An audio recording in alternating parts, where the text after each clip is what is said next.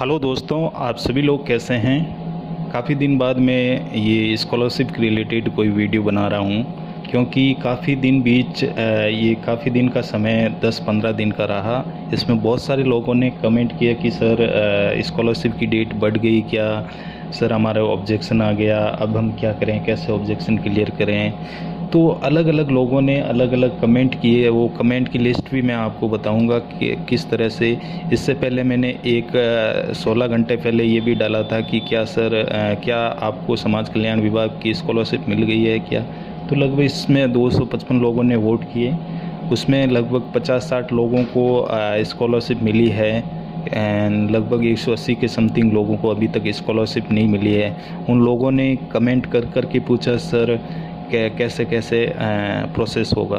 तो उससे पहले मैं बता देता हूँ कि राजस्थान स्कॉलरशिप की डेट एक्सटेंड नहीं हुई है। जो लास्ट डेट एक्सटेंड हुई थी वो 31 मार्च रखी गई थी। उसका नोटिस 30 मार्च को आया था।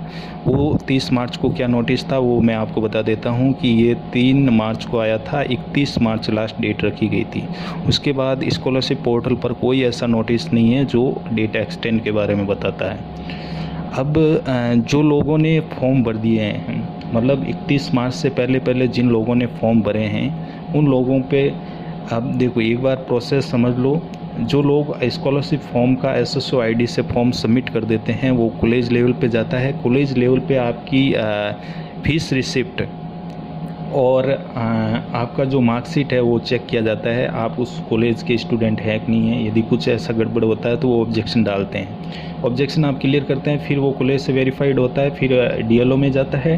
डीएलओ वाले वेरीफाइड करते हैं कि वो आप रियल में एसटी एससी बीपीएल या अंत्योदय इन चीज़ों से बिलोंग करते हैं कि नहीं करते हैं। वहाँ से वो वेरीफाइड करता है। जैसे मैं आपको बता देता हूँ, ये एसएसओ आईडी मेरी लॉगिन की हुई है। तो आपको जाना है स्कॉलरशिप एसजेई पे।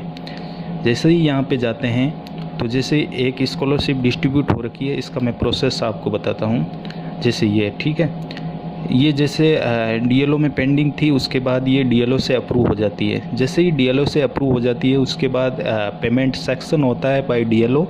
फिर उसके बाद बिल जनरेट होता है। बिल जनरेट का ये मतलब नहीं है कि आपकी स्कॉलरशिप आपके अकाउंट में आ गई है।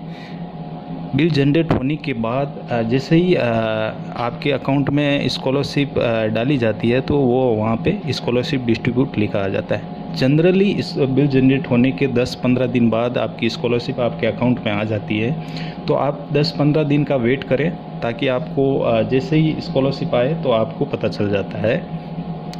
जिन लोगों की मान लो 10-15 दिन के अंदर भी स्कॉलरशिप नहीं आती है अकाउंट के अंदर, तो वो ऐसा रहता है कि बजट किसी कारणवश नहीं आ पाता है, तो महीना या 2 महीने तक आपको वेट करना पड़ता है। इसमें हम कुछ नहीं कर सकते, क्योंकि डीएलओ को बार बार फ़ोन भी नहीं कर सकते, क्योंकि जैसे ही वो बजट आएगा वैसे ही वो डालते हैं। अब डेट एक्सटेंड नहीं हुई तो अब जिनके फॉर्म भरे हुए हैं उन्हीं के अब प्रोसेस में चलते रहेंगे। मतलब जिनके ऑब्जेक्शन आ रखे हैं तो वो ऑब्जेक्शन क्लियर करेंगे, उनकी एप्लीकेशन प्रोसेस आगे होती रहेगी।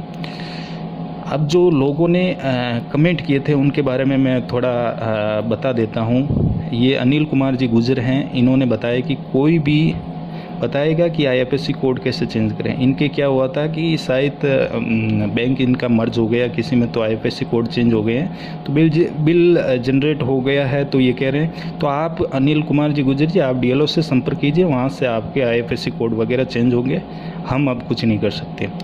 सोनू भाटिया जी कह रही है कि हाँ सर 2021 की स्कॉलरशिप मिल गई है, तो आपको कॉन्ग्रेचुलेसन है।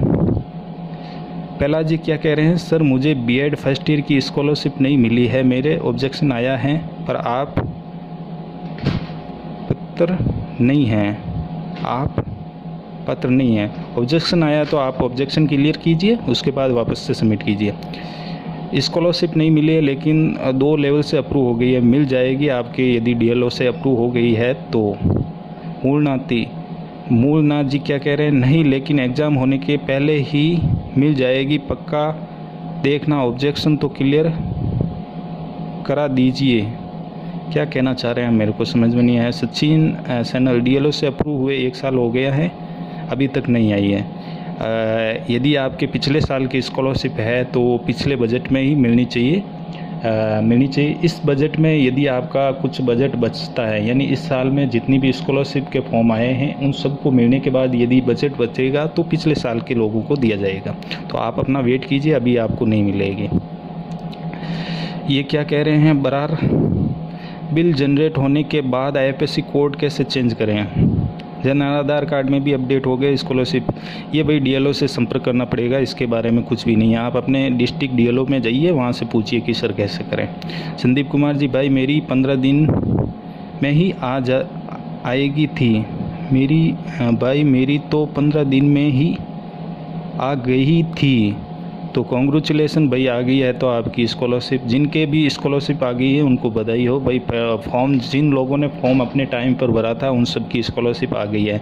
जो लोग नेट की क्या करते हैं, कुछ लोग इतने लापरवाह होते हैं कि नेट की वो डाल दी मार्कशीट, कभी कभी वो क्या करते हैं, आलस कर जाते हैं कि यार कौन बनाएगा OBC या अपना कास्ट सर्टिफिकेट, वो 1 साल पुराना ही डाल देते, उसकी वजह से वो सारे ऑब्जेक्शन आते हैं। इससे अच्छा फ्रेश फॉर्म भरो, आपको सब चीज़ें फ्रेश आपकी होनी चाहिए, तब आपकी स्कॉलरशिप मिलती है। ऐसे बहुत सारे लोग हैं जो ऐसे चीज़ें गलत डाल के फिर मेरे को कमेंट करते हैं।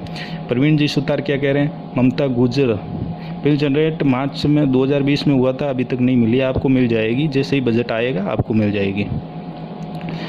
सर IFSC कोड चेंज करवाने के लिए जन आधार भी अपडेट करवाना पड़ता है क्या? बिल्कुल करवाना पड़ता है। यदि आपने फॉर्म भर दिया है तो जन आधार में अपडेट करवाने से कोई मतलब नहीं रहेगा, क्योंकि फॉर्म आपका वहाँ पर चला गया है।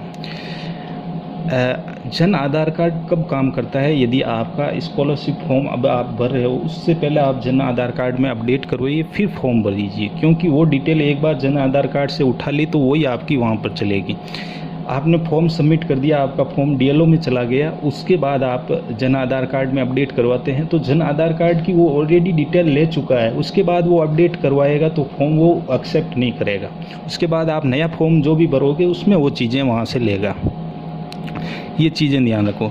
सतवीर जी गुजर दोसा से, क्या कॉलेज वाले नहीं मिलने दे रहे हैं? तो कॉलेज वालों से बात कीजिए, जाइए क्या प्रॉब्लम है, मेरे स्कॉलरशिप क्यों नहीं मिल रही है, उनसे बात कीजिए, आगे फॉर्म फॉरवर्ड कीजिए, उनको ये बोलिए।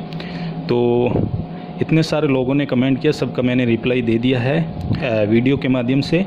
और कुछ आपके कमेंट है तो आप मुझे भेज सकते हैं, आप मुझे इंस्टाग्राम पे भी मैसेज कर सकते हैं इंडिविजुअली। तो आज के लिए इतना ही। Thank you for watching.